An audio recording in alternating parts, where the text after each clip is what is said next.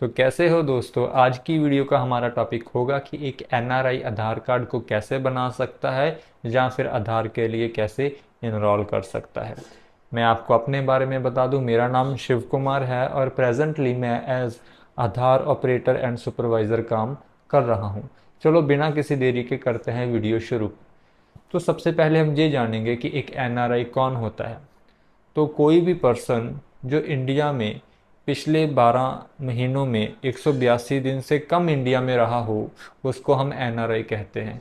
ज़्यादातर जो पर्सन बाहर रहते हैं और कभी कभार इंडिया में आते हैं, और वो थोड़े समय के लिए ही इंडिया में आते हैं, जैसे 1-2 महीने के लिए, वो सभी एनआरआई की कैटेगरी में इंक्लूड होंगे। तो कई बार बहुत से सरकारी कामों में उनको आधार कार्ड की ज़रूरत होती है और वो उनके पास होता नहीं है, तो वो एनआरआई आधार के लिए इनरोल कर सकते हैं। तो अब बात करेंगे कि डॉक्यूमेंट्स क्या क्या चाहिए एक एनआरआई को आधार बनाने के लिए। तो बेसिकली एक एनआरआई को सिर्फ दो ही डॉक्यूमेंट्स चाहिए। उसमें से एक होगा उनका पासपोर्ट, और वो जो पासपोर्ट होगा वो इंडियन पासपोर्ट होगा दोस्तों, और वो वैलिड पासपोर्ट होना चाहिए, वो एक्सपायर पासपोर्ट नहीं होना चाहिए। ठीक है, तो एक प्रूफ तो हो गया उनका वैलिड इंडियन पासपोर्ट, और दूसरा प्रूफ होगा प्रूफ ऑफ एड्रेस। ठीक है, तो एड्रेस के लिए वो बहुत से प्रूफ को यूज़ कर सकते हैं, जिसमें से बेसिकली जो ज़्यादातर यूज़ होते हैं मैं आपको उनके बारे में बता देता हूँ। अगर तो वो एनआरआई किसी गांव से बिलोंग करता है तो अपने गांव के सरपंच से लिखा सकता है। अगर वो शहर में रहता है तो म्यूनसिपल काउंसलर से लिखा सकता है। उसके अलावा अगर उसके पास और कोई भी इंडिया का कोई प्रूफ है तो वो भी दिखा सकता है। किस तरह के प्रूफ, जैसे वो वोटर आईडी कार्ड को दिखा सकता है। उसके अलावा वो इंडियन पासपोर्ट का भी यूज़ कर सकता है। इसके अलावा वो किसी गज़टेड एज या गज़टेड बी ऑफिसर से भी लिखवा सकता है। और भी एक लंबी लिस्ट है इसकी, वो सभी प्रूफ का नाम मैं डिस्क्रिप्शन बॉक्स में दे दूंगा, आप वहाँ से देख सकते हैं।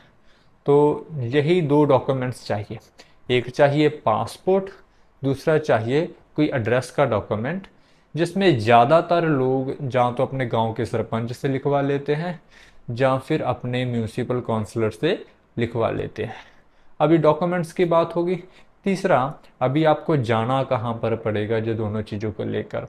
तो इसके लिए आप किसी पोस्ट ऑफिस में, किसी बैंक में जिनके पास आधार कार्ड की एजेंसी हो, या फिर सुविधा केंद्र में जा सकते हैं। वहाँ पर आप एनआरआई आधार कार्ड के लिए इनरोल कर सकते हैं।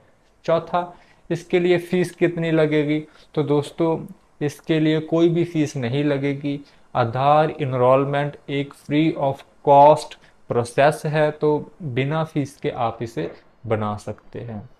और पांचवा, जो कि सबसे ज़रूरी भी है एक तरह से, कि इसको बनाने में कितना समय लग सकता है।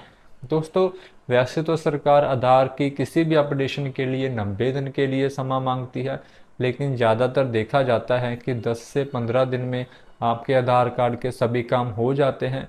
तो एवरेज टाइम 10 से 15 दिन, मैक्सिमम टाइम 90 दिन, और कम से कम 1 से 2 दिन में भी हो जाता है। कई केसेस ऐसे भी देखने को आते हैं। ठीक है, तो उसके बाद हाँ एक बात और, अगर आप एनआरआई हैं तो आप अपने आधार में अपने ईमेल आईडी को ज़रूर लिंक करवाएं। ठीक है, और ये मैंडेटरी भी होगा, इस बात का आप ध्यान रखना।